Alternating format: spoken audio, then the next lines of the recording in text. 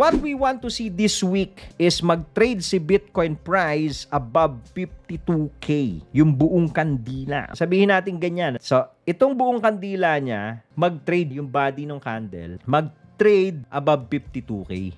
Pwede tayo makakita ng another long green candle sa weekly. So, yan yung tinatawag natin na 3 marching soldiers sa weekly chart. Para makita natin yung continuation, yes, we want to see yung long green ulit this week. So far, yung daily chart natin, remember last week, di ba sabi natin sa inyo, naging neutral ito yung doji na yan kasi nga green siya.